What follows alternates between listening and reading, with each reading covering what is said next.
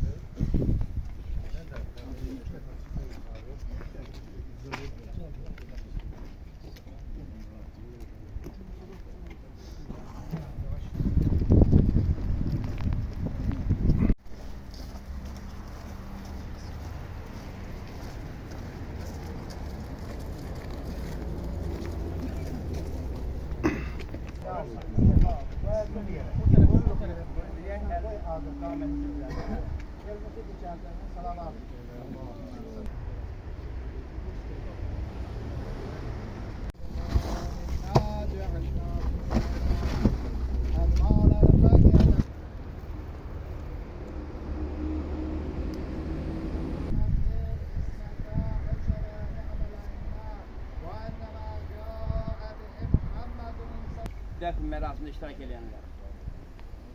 Bu günləri Salyan torpağının yetirməsi olan Əzal Məmmədli, şair, jurnalist. Bugün əlbəttə ki, Əl-Səmid Külü son mənzilə yola saldıq. Əl-Səmid Külü mən uzun illərdir tanıyıram. Əl-Səmid Kül, mən deyərdim ki, 70-80-cı illərdə poeziya, ədəbiyyata gəlmiş istedadlı, yəni poeziya nümayəndələrindən biridir, istedadlı şairdir. İllər keçəcək, Əl-Səmid Kül hər zaman xatırlanacaq, şeirlərində xatırlanacaq, hər beytində xatırlanacaq, hər misrasında xatırlanacaq. Onu tanıyan insanlar onun səmimiliyini, onun gözəl şairliyini göz önünə gətirib hər zaman deyəcəklər ki, Allah rəhmət eləsin, ruhu şad olsun. Özünə Kürd təxəllüsü götürməklə bəzən Kür qədər sakin, bəzən Kür qədər coşqun olurdu. Vətənə bağlı insan idi, millətini sevirdi. Üzündə olan çizgilərdə vətən sevgisi, vətəndaş sevgisi, vətənə olan məhəbbət çizgiləri var idi.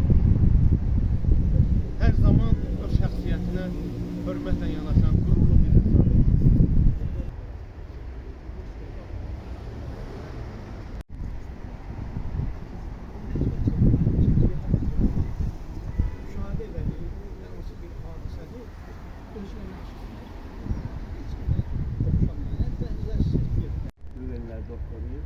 O dedi ki, eşidəndə oradaki biz bir balada narahat yaşıyorduk.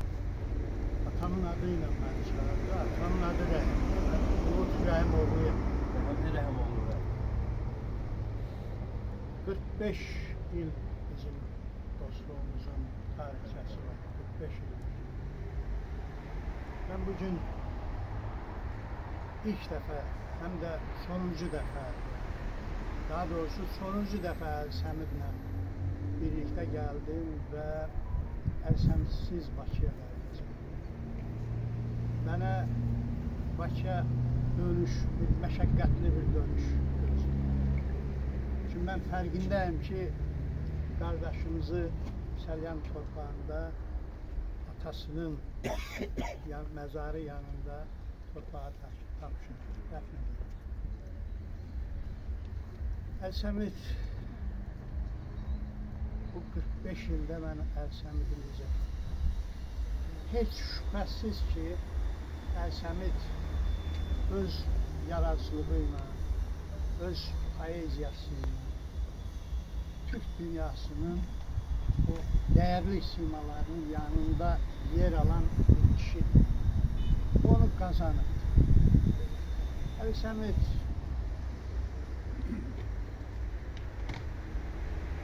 eli dolu birisi. Hamımız tanıyır. Əl-Səmid necə olmalıydısa elə birisiydi və biz onu sevənlər Azərbaycanda çox az adam var ki, ben hesab edirəm ki, bu gedişə təəssüf eləmir. Yəni o adamlar eləmir ki, o da Əli Səmidi tanımır. Əli Səmid, istəyirəm bunu bəlkə bilməyənlər var. Səlyan üçün nə cür əsirdir? Səlyan üçün nə cür belə həyəcan keçirirdi? Ürək yandırırdı. Çox sağ olun. Tanınmış şairi Əli Səməd Gülü son mənzilə yanaşdı. Biz şəxsən mən inanmıram ki, o cür sağlamaz, o cür cəsarətli və vüqar rəmzi olan bir insan belə bir torpağa, mən deyərim, gənc yaşında, ona qoca bir demək olmaz.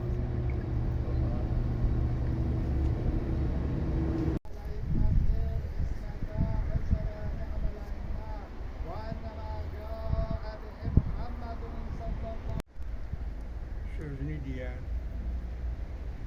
azadlık, müstakillik kaygısıyla yadlarda kalan Səlyansılığı Azərbaycançılıq səviyyəsinə qaldıran və buna dəstək verən insanlardan birini istiyor. O, Zəfər müəllimin oğlu kimi bu dünyaya gəlmişsə, Səlyanın oğlu kimi xatirədə qalacaq, kül kimi ömrü əbədi olacaq. Allah səni rəhmət eləsin, əziz qardaş. Bilirsin ki, o əsasən sərbəst vəzində şeylər yazılır. Və hər bir şeydir. Qərarı alaq, elan eləyəcək, deyəcək. Allah ölənlərə rəhmət eləsin. Allah Əli Səmidin ruhunu şad eləsin və onun ruhuna bir Fatihə. Allahümme salli ala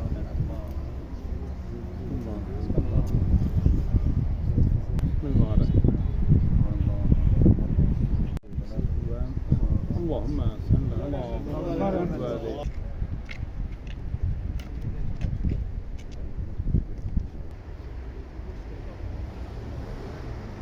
Güvenler doktoru.